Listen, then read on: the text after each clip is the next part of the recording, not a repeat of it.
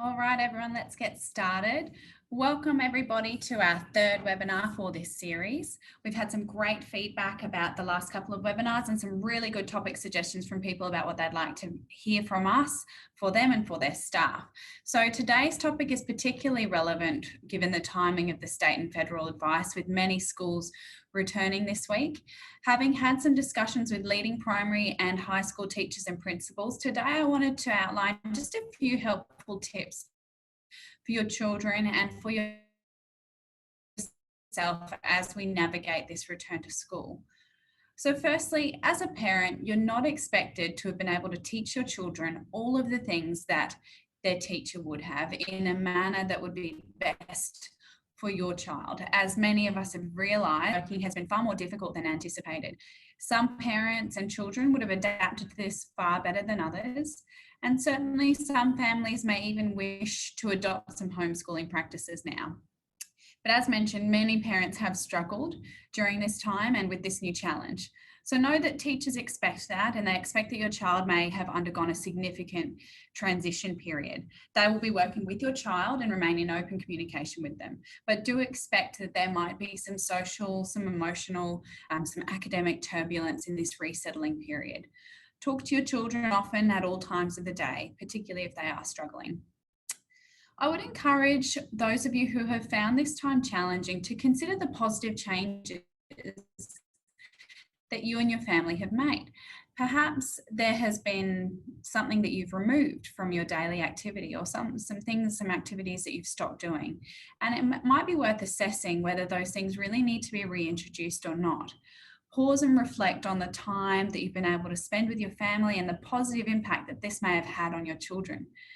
For many children, the time since they've been away from school and from that formal schooling environment is a break that's as long as the Christmas break. This is a huge amount of time for kids, and there's likely to be some adjustment periods in the weeks ahead. Children that are returning to school may be faced with a very different social environment with changes that they're going to have to adopt. There might be increased anxiety, so please be aware of how you might be able to support their emotional needs. Additionally, there will be changes to us as parents that we now have to face. So across the nation, as you know, parents are encouraged to not be on school premises. This might cause more parental anxiety for you as you feel that you're unable to pass on those really important messages in person about your child. Teachers and schools are really encouraging parents to retain that open communication, particularly about important messages with your child, but to use those other avenues such as email or other online platforms.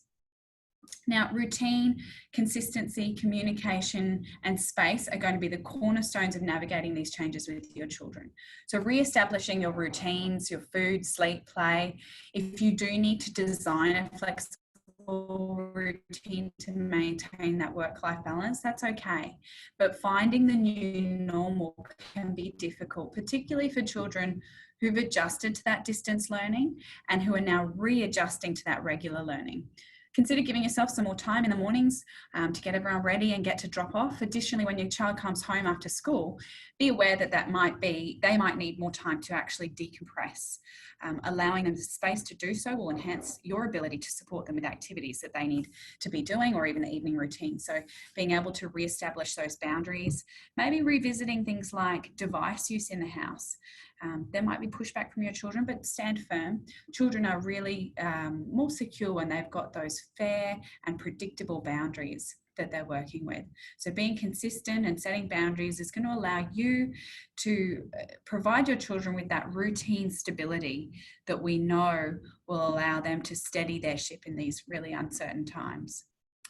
Where possible, do try and limit their screen time and exposure to this excessive information about the ongoing pandemic while they're trying to decompress, particularly when they get home from school.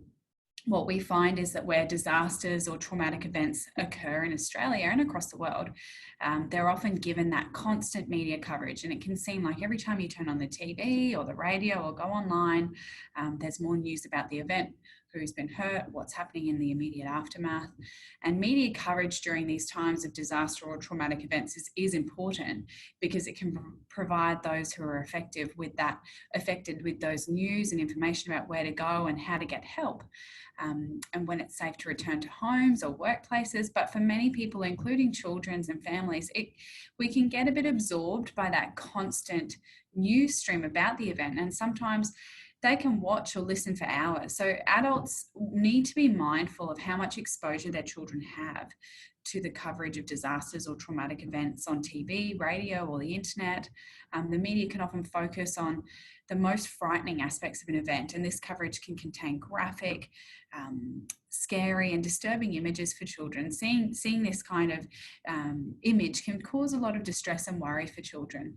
They'll often discuss what they've seen with one another, and as a result, even though your child might not watch that coverage at home, they might still be exposed to it through their friends and social media avenues. So it can impact kids because they might feel unsafe. They might feel like something bad is happening to them or to their family. They might think that this event is happening constantly, rather than one event being replayed. They can spend a lot of time thinking about the event, which can impact on their sleep and their time at school, or they might be anxious that the same sort of thing might happen to them or to their family. So the more media coverage that children see, the more likely they are to be afraid or upset. So it is important that as parents and family members, we help children to cope with that media coverage. And ways that we can do that are by trying to be there with your children while they're watching the coverage. That way that you can talk to them about their fears and answer any questions that they might have. So talking to them about the event in language that they will understand, and potentially setting limits on the amount of time that they're able to watch TV or the internet coverage of that event. Explaining to kids why you're doing that. You don't want them to worry unnecessarily, and you want them to know that as adults we are managing this, and perhaps providing alternative activities for your children to take them away from that media coverage. So watching a different TV show or playing a game, giving your children information to help them understand what's happened, why it's happened, how likely it is to happen to you or to your family. Potentially reminding your children that while what is happening in this traumatic event is unsettling and upsetting, that there's also lots of good things that are happening in the world, and these often don't receive that same level of attention. So reassuring your children that they are safe, that you're there to answer their questions, providing support and comfort to them if they're feeling upset or feeling unsafe, and just talking to your children and continuing to follow that normal routine and rhythm of your daily life is a really good way of helping them to feel safe and secure. Keep in mind that if your children do start to show signs of excessive worry or distress at that media, you may need to speak to your GP or to a health professional about getting additional support. So just be aware of your own reactions to that as well. Parents and carers are really powerful role models, and you can set the tone for a really calm and positive and supportive environment. This is particularly important for children because they take those emotional cues from you. Take peace from the fact that, educating your children is a marathon, it's not a sprint.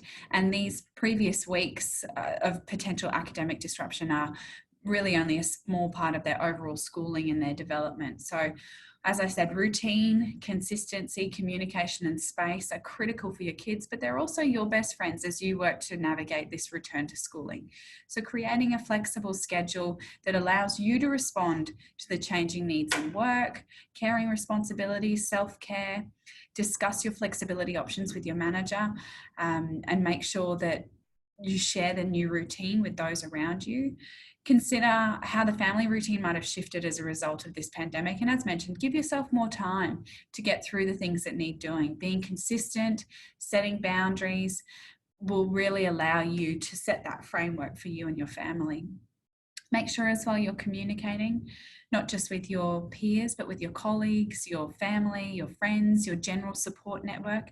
If you're struggling with this change or struggling in general, do reach out to those that may be able to give you a hand. So give yourself some space, ensure that you have some time aside each day to do the things that are important to you and that you value. So it might be as simple as a quiet cup of tea or a walk, but it is an act that allows you to refocus. So that's what I wanted to go through today. It's a difficult time as we transition back into this new normal, but certainly, as I mentioned, there are positives that we can take out of it, and hopefully today's session has given you some strategies to work with your children, but also to potentially change the family dynamic in a positive way, while at the same time looking after yourself.